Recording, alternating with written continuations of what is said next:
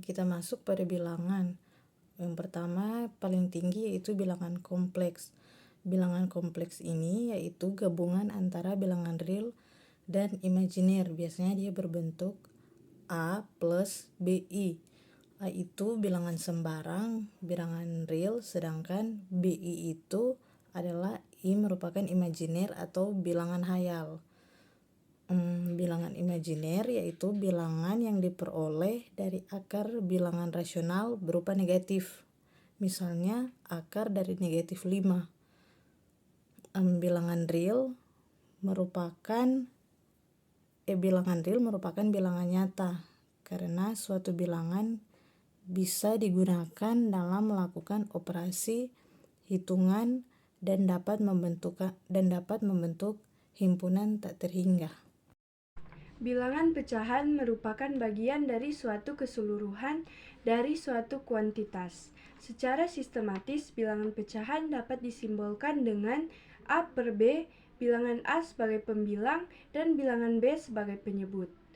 Contoh bilangan pecahan 1 per 3, 3, 2 per 3, 4 per 5, dan lain-lain. Bilangan bulat merupakan bilangan yang tidak berupa bilangan desimal atau berupa bilangan pecahan, dengan contoh min 2, min 1, 0, 1, 2, dan seterusnya. Bilangan caca, bilangan yang dimulai dari bilangan 0 sampai bilangan tak terhingga, contohnya 0, 1, 2, 3, 4, sampai seterusnya. Selanjutnya, bilangan bulat negatif merupakan semua bilangan bulat yang memiliki nilai negatif. Contoh, min 1, min 2, min 3, sampai seterusnya. Bilangan asli merupakan semua bilangan yang memiliki nilai positif. Contohnya 1, 2, 3, 4, sampai seterusnya. Kemudian 0, bilangan bulat di mana bilangan tersebut tidak memiliki nilai dilambangkan dengan angka 0. Selanjutnya ada bilangan komposit, yaitu bilangan asli yang memiliki pembagi lain kecuali bilangan itu sendiri dan 1. Dengan contoh 4, 6, 8, 9, dan 10. Bilangan ganjil, bilangan asli yang tidak habis dibagi 2 ataupun kelipatannya, dengan contoh 1, 3, 5, dan 7, dan seterusnya. Selanjutnya ada bilangan genap, yaitu bilangan asli yang habis dibagi 2 ataupun kelipatannya. Contoh 2, 4, 6, 8, sampai seterusnya. Bilangan prima, yaitu bilangan bulat yang lebih besar dari 1 dan hanya memiliki 2 faktor pembagi yang berbeda, yaitu 1 dan bilangan itu sendiri. Dengan contoh 2, 3, 5, 7, 11, dan lain-lain. Selanjutnya adalah bilangan irasional, adalah bilangan yang tidak bisa diubah dalam bentuk pecahan, dan apabila diubah dalam bentuk desimal, maka angkanya tidak akan berhenti dan tidak memiliki pola tertentu. Contoh akar 2, akar 3, dan 1 per akar. Kemudian ada bilangan rasional. Bilangan rasional adalah suatu bilangan yang bisa diubah menjadi pecahan biasa, atau A per B, di mana B tidak boleh sama dengan 0, dan menjadi pecahan desimal yang angkanya akan berhenti di suatu bilangan tertentu. Contohnya 5, 4 per 3, akar 4, dan 1,2. Selamat malam, saya Diva Merulfi Sukindar dengan NIM 2350452. Pada saat ini saya akan menjelaskan tentang teori himpunan yang terdiri dari beberapa himpunan sebagai berikut. Yang pertama, himpunan dapat dikatakan sama apabila anggota-anggota dari satu himpunan dengan himpunan yang lainnya adalah sama. Maka dapat ditulis dengan himpunan P sama dengan himpunan Q atau himpunan Q sama dengan himpunan P. Contoh himpunan sama. P sama dengan bilangan ganjil dari 2 dan kurang dari 8. Sama dengan bilangan prima kurang bilangan prima ganjil kurang dari 9. Dari himpunan di atas didapat P. Selamat malam, saya Diva Merulfi Sukindar dengan NIM 2350452. Pada saat ini saya akan menjelaskan tentang teori himpunan yang terdiri dari beberapa himpunan sebagai berikut. Himpunan dapat dikatakan sama apabila anggota-anggota dari satu himpunan dengan himpunan yang lainnya adalah sama. Maka dapat ditulis dengan himpunan P sama dengan himpunan Q atau P sama dengan Q. Contoh himpunan sama, P sama dengan bilangan ganjil lebih dari 2 dan kurang dari 8, sama dengan bilangan prima ganjil kurang dari 9. Dari himpunan di atas didapat P sama dengan 357 dan Q sama dengan 357. Maka dapat disimpulkan bahwa P sama dengan Q karena kedua himpunan memiliki anggota yang sama, yakni 357. Kemudian, himpunan dapat dikatakan ekuivalen apabila himpunan-himpunan tersebut memiliki banyak anggota yang sama. Contoh himpunan ekuivalen K dalam kurung 2468 dan LPQRS.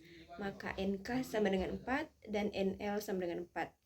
Jadi NK sama dengan NL sama dengan 4. Sehingga K dan L dikatakan himpunan yang ekuivalen karena memiliki jumlah anggota yang sama. Himpunan lepas adalah apabila 2 atau lebih himpunan tidak memiliki anggota yang sama atau anggota dari masing-masing himpunan berbeda-beda. Contoh himpunan lepas, R sama dengan ABCD dan S sama dengan 2468. Maka dapat disimpulkan R dan S adalah himpunan lepas. Selanjutnya, himpunan pertama yang paling umum dan banyak ditemui adalah himpunan berpotongan. Himpunan disebut berpotongan apabila ada anggota himpunan A yang juga merupakan anggota himpunan B. Himpunan A dan B yang berpotongan bisa dituliskan A rawal B. Himpunan dapat dikatakan himpunan bagian ketika semua anggota himpunan A masuk ke dalam himpunan B, semacam pertemanan dalam kelompok pertemanan. Gitulah. Diagram Venn menyatakan hubungan dari beberapa anggota himpunan disebut diagram Venn. Diagram Venn merupakan gambar yang menyatakan suatu himpunan pada himpunan semesta. Jadi, diagram Venn ini bertugas membedakan himpunan dalam bentuk gambar diagram agar lebih enak dilihat dan lebih mudah dipahami. Diagram Venn yang sejak awal digunakan sebagai gambaran gabungan atau relasi antar kelas diperkenalkan pada tahun 1880. Keanggotaan dari himpunan dinyatakan dengan lambang berupa E yang dibaca sebagai anggota dari. Sementara itu, untuk menyatakan anggota yang bukan termaksud dari himpunan, maka akan dinotasikan dengan lambang E di garis yang dibaca bukan anggota dari. Contoh, terdapat suatu himpunan A yang dimana mendefinisikan sebagai himpunan warna pelangi. Jawaban yang benar mengenai himpunan A adalah jingga, merah, biru, hijau, kuning, nila, dan ungu. Nah, dari pernyataan tersebut dapat dinotasikan berupa himpunan A, jingga, merah, biru, hijau, kuning, nila, dan ungu. Sementara itu, pada keanggotaannya dapat ditulis berupa jingga E, A, merah E, A, hijau E, A, kuning E, A. Selamat malam, saya Billy Cebanera dengan NIM 23504032. Hubungan antar himpunan terdiri dari himpunan bagian, himpunan saling lepas, himpunan saling berpotongan. Sebelum kita melangkah lebih jauh, himpunan adalah kumpulan objek dan objek-objek ini bisa apa saja, mulai dari angka, huruf, hewan, hingga benda-benda di dunia nyata. Contohnya kita bisa memiliki himpunan angka genap, himpunan huruf vokal, atau himpunan negara di dunia. Dalam matematika, himpunan adalah kumpulan objek atau elemen yang memiliki kesamaan karakteristik tertentu. Hubungan antar himpunan adalah cara untuk menghubungkan elemen-elemen dari dua himpunan yang berbeda. Himpunan bagian atau bisa disebut subset. Himpunan A dikatakan sebagai subset dari himpunan B jika setiap elemen A juga merupakan elemen dari B. Contohnya jika A sama dengan 1,2 dan B 1,2,3,4. Maka A adalah subset dari B dalam kurung A ke B karena semua elemen A dan 2. Jika ada di B, himpunan saling lepas. Himpunan saling lepas adalah dua himpunan yang anggotanya tidak ada yang sama. Himpunan saling lepas dinotasikan dengan A per B. Contoh, A sama dengan 1,2,3,4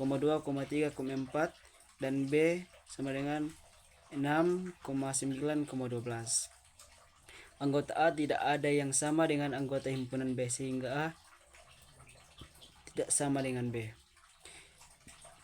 Himpunan saling berpotongan. Himpunan saling berpotongan adalah kondisi ketika antara himpunan A dan himpunan B memiliki beberapa anggota yang sama sehingga membuat lingkaran saling berpotongan.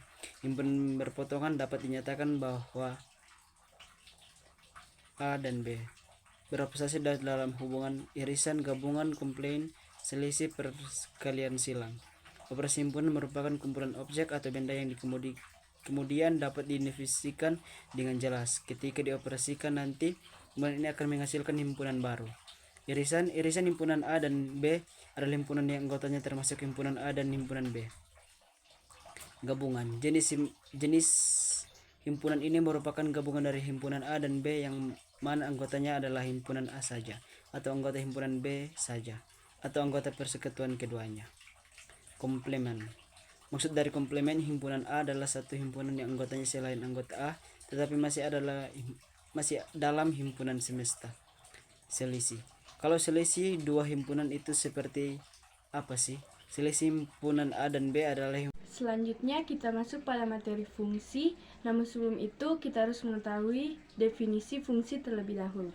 Definisi fungsi merupakan pemetaan setiap anggota sebuah himpunan yang dinamakan sebagai domain, yaitu variabel bebas, kepada anggota himpunan yang lain yang dinamakan sebagai kodomain atau variabel terikat, yang dapat dinyatakan dengan lambang Y sama dengan Fx atau dapat menggunakan lambang Gx atau Px. Selanjutnya, bentuk fungsi.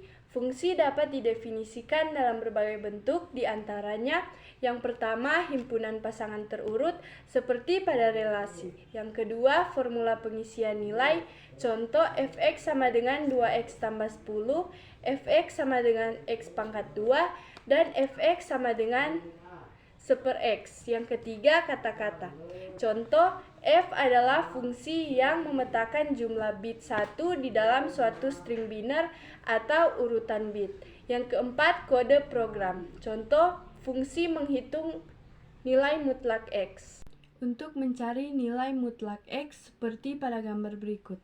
Selanjutnya, fungsi inverse. Suatu fungsi memiliki fungsi inverse jika fungsi tersebut adalah fungsi bijektif. Balikan fungsi dilambangkan dengan f pangkat minus 1. Notasi fungsi yaitu f inverse y sama dengan x menjadi f inverse x. Selanjutnya, fungsi komposisi. Fungsi komposisi f dan g ditulis g komposisi f dan didefinisikan sebagai g komposisi f x sama dengan g fx, dengan f dikerjakan terlebih dahulu daripada g. Dengan contoh soal diketahui fx sama dengan x kurang 3 dan gx sama dengan x pangkat 2 tambah 2x. Maka hasil dari g komposisi fx adalah, sesuai dengan definisi, g komposisi fx sama dengan g fx. Maka sama dengan gx kurang 3, di mana kita ganti fungsi gx, x-nya diganti x kurang 3 menjadi x kurang 3 pangkat 2 tambah 2 x kurang 3 sama dengan x pangkat 2 kurang 6x tambah 9 tambah 2x kurang 6, dengan hasil akhir menjadi x pangkat 2 kurang 4x tambah 3. Selanjutnya masuk pada materi ekuivalensi dua himpunan atau similar. Misalkan A dan B adalah dua himpunan yang memiliki kardinalitas yang sama. Himpunan A dan himpunan B dikatakan ekuivalen, dilambangkan dengan A ekuivalen B jika terdapat fungsi F sama dengan A ke B yang bersifat satu ke satu atau bijektif. Teorema yang pertama, pengaitan dua himpunan yang ekuivalen adalah relasi ekuivalen. Dengan bukti, relasi ekuivalen berarti refleksif, simetris, dan transitif. A karena kedua himpunan ekuivalen, maka jelas A ekuivalen A sehingga reflektif. B jika A ekuivalen B, maka B ekuivalen A juga sehingga simetrik. C jika A ekuivalen B, maka B ekuivalen C menjadi A ekuivalen C yang merupakan sifat transitif. Misalkan F di mana A ke B fungsi satu-satu dengan DF sama dengan A, RF sama dengan B, dan G di mana B ke C fungsi satu-satu dengan DG sama dengan B, RG sama dengan C, maka fungsi komposisi G komposisi F di mana A ke C adalah fungsi satu-satu dengan D G komposisi F sama dengan A dan R G komposisi F sama dengan C, jadi A ekuivalen B. Teorema yang kedua, bila A ekuivalen B, C ekuivalen D, A irisan C sama dengan himpunan kosong dan B irisan D sama dengan himpunan kosong, maka A gabung C sama dengan B gabung D.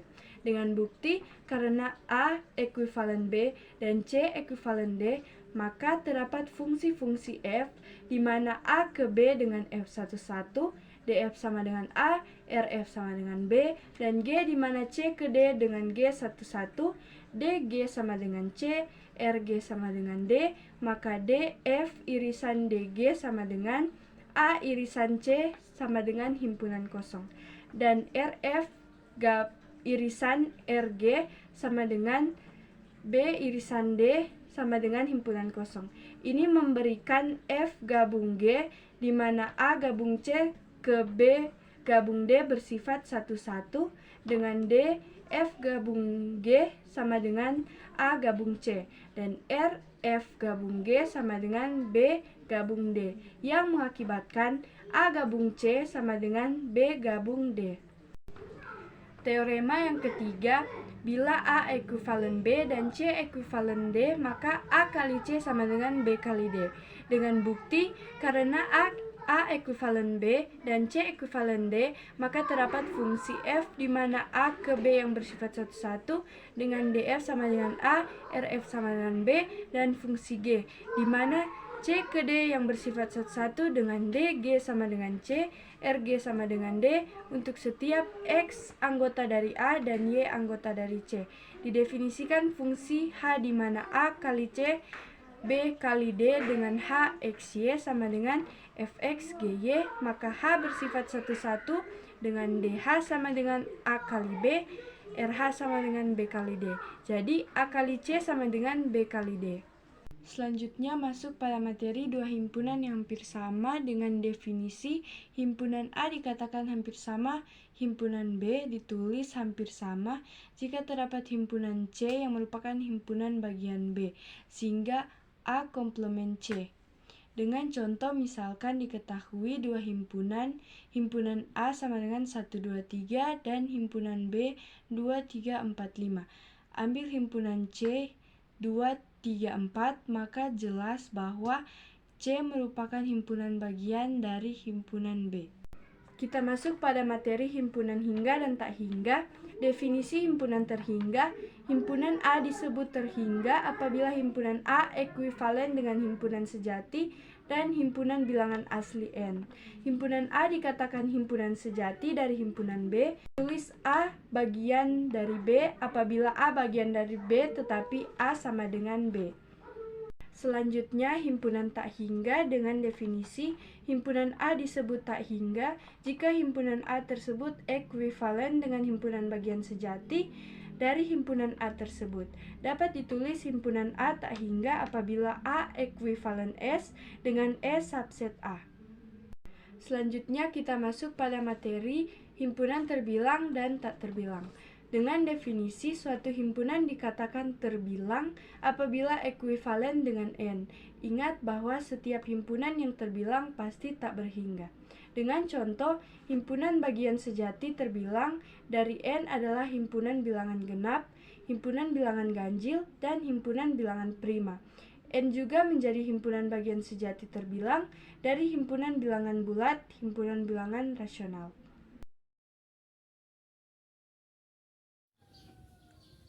Relasi adalah hubungan antara satu himpunan dengan himpunan lainnya. Misalnya ada dua buah himpunan, yaitu himpunan A sebagai domain dan himpunan B sebagai kodomain.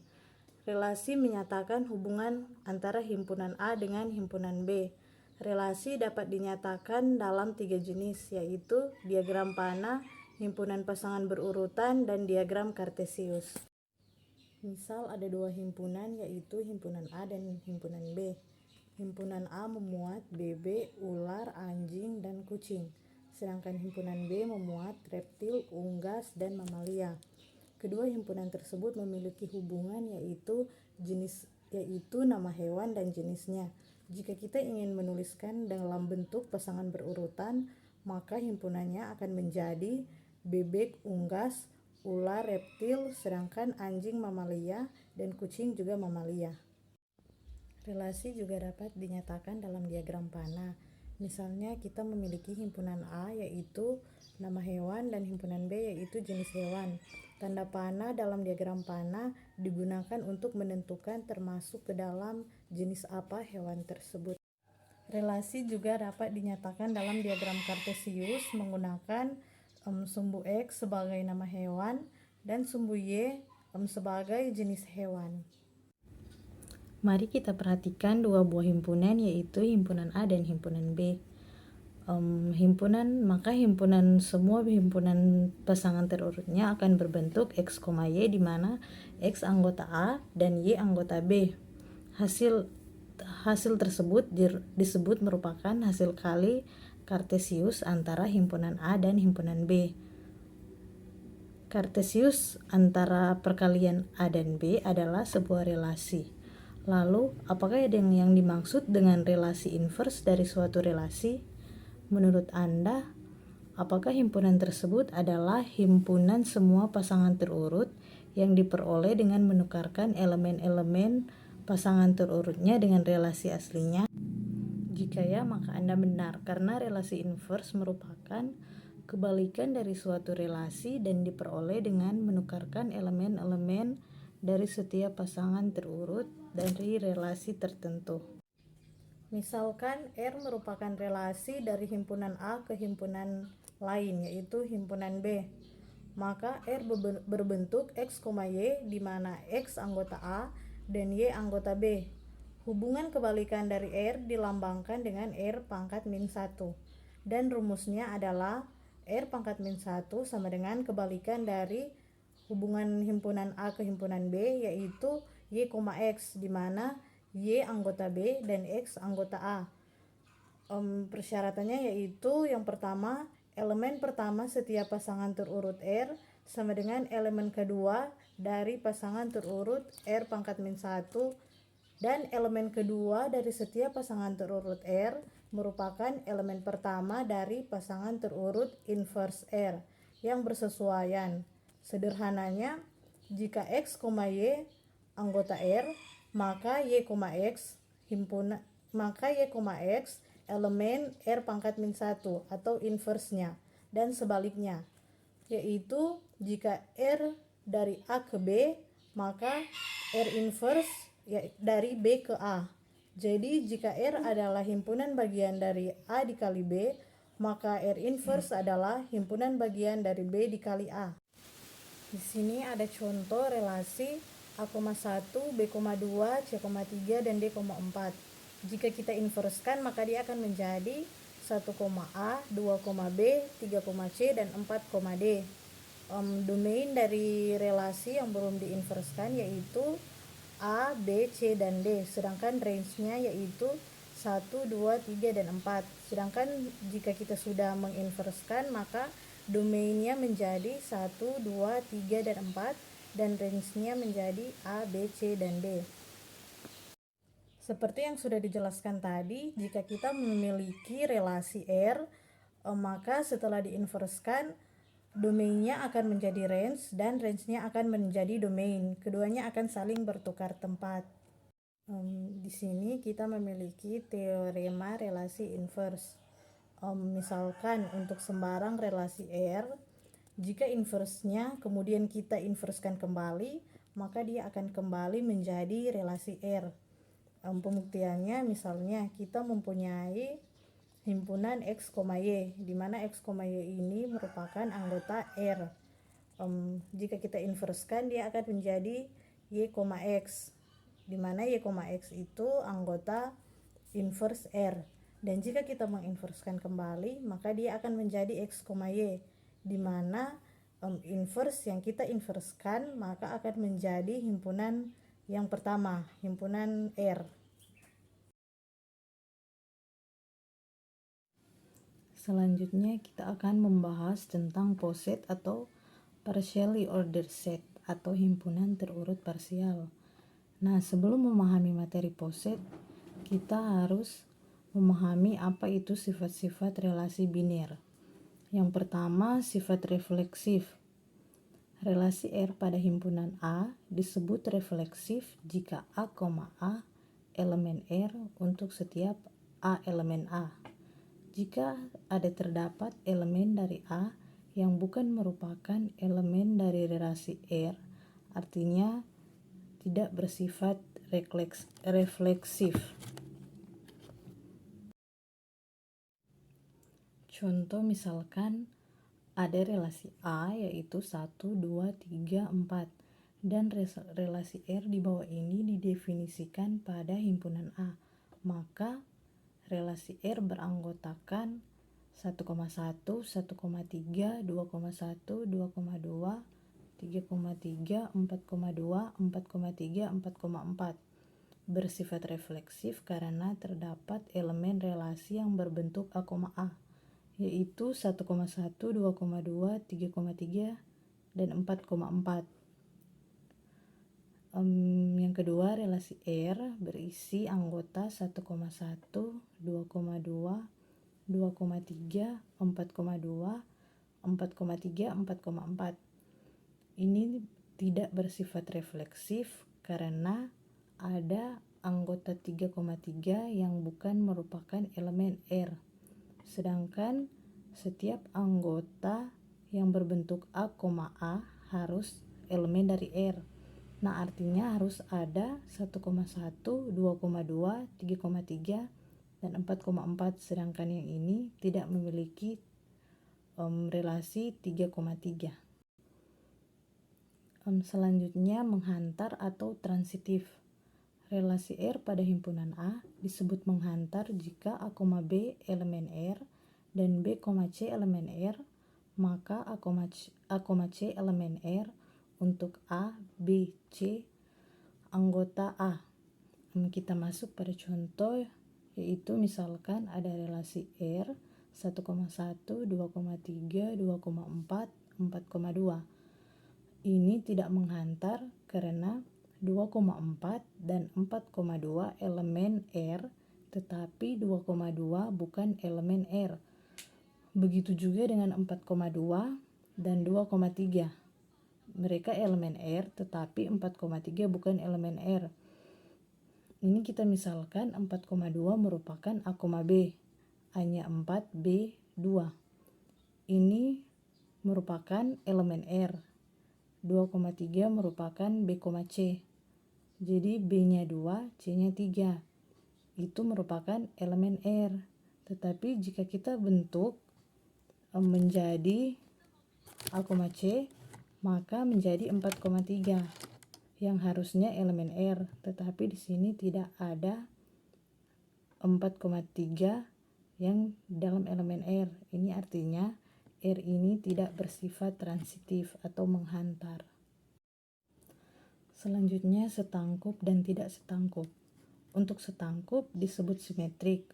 Untuk relasi R pada himpunan disebut setangkup jika A, B elemen R, maka B, A elemen R untuk A, B elemen R.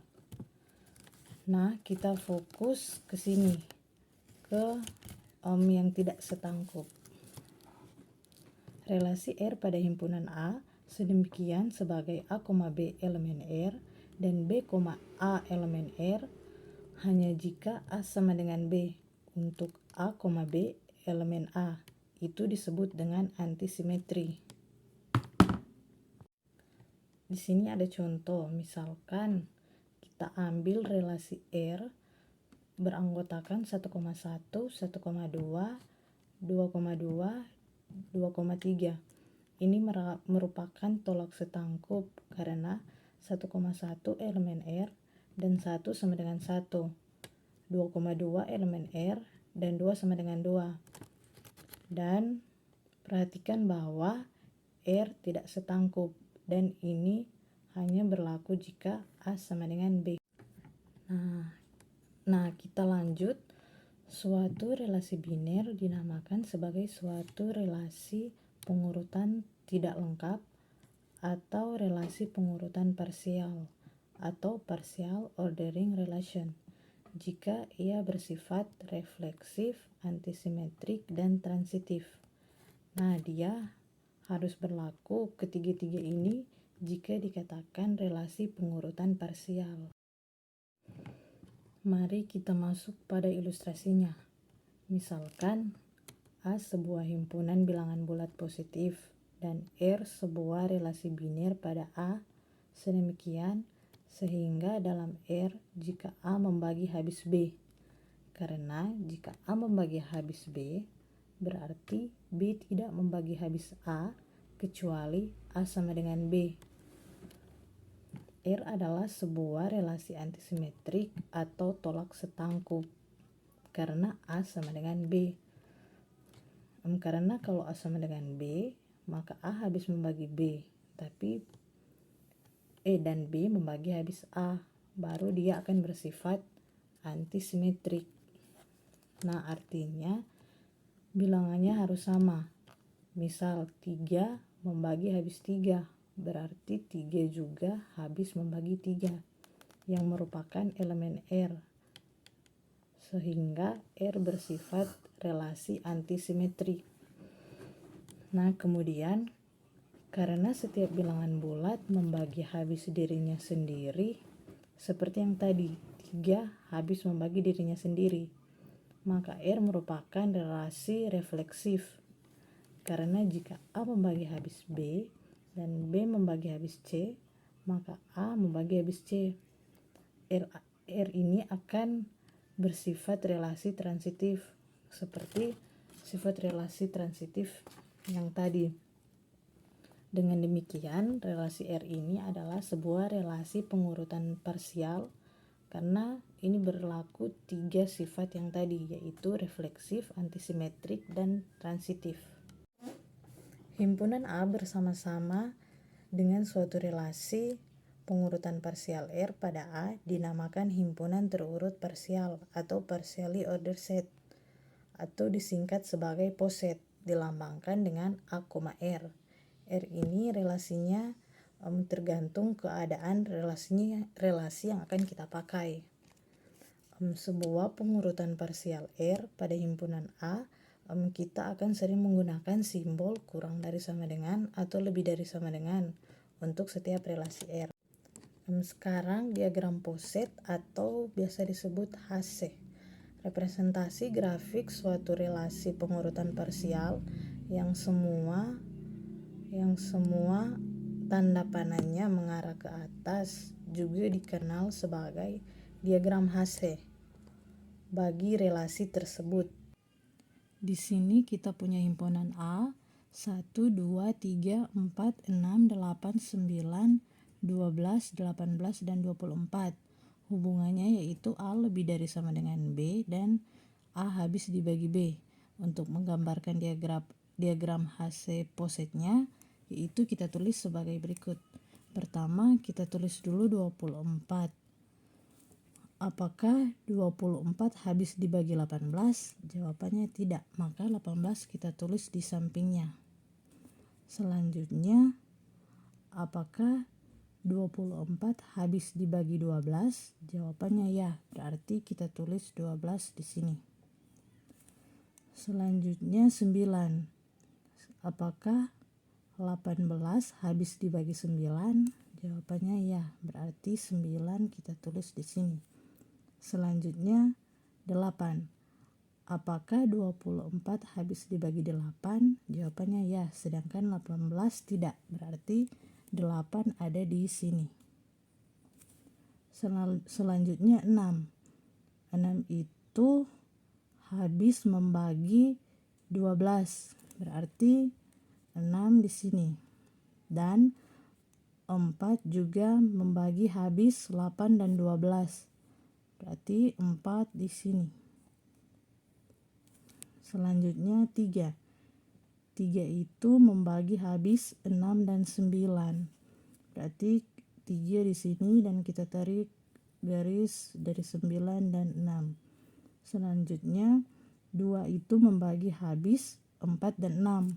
Berarti 2 di sini. Selanjutnya 2 dan 3 habis dibagi 1. Berarti 1 di sini. Diagram poset ini panahnya selalu ke atas, berarti kita taruh tanda panah ke atas. Dan selalu dibaca dari bawah, yaitu 1 membagi habis 3 dan 2, 3 membagi habis 6 dan 9. Berarti ini menandakan B itu lebih kecil sama dengan A. Dalam diagram poset kita memiliki batas atas dan batas bawah. Misalkan kita akan menentukan batas atas dari 4,6. Berarti 4 dan 6 kan di sini.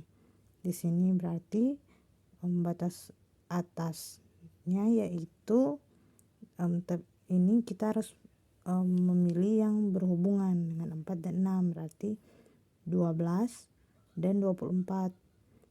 8 tidak termasuk karena 8 tidak bisa karena 8 tidak habis dibagi 6. Berarti di sini kita tulis 12 24. Ini merupakan batas atas dari 4,6. Nah, batas atas terkecil dari ini yaitu 12. Sedangkan batas atas terbesar yaitu 24. Jika kita akan menentukan batas bawah dari 4,6, berarti yang di bawahnya, tapi yang berhubungan, yaitu 2 dan 1. 3 tidak termasuk karena 4 tidak habis dibagi 3. Berarti di sini hanya 2 dan 1. 2 ini merupakan batas bawah terbesar, sedangkan 1 merupakan batas bawah terkecil. Ini batas atas, ini batas bawah.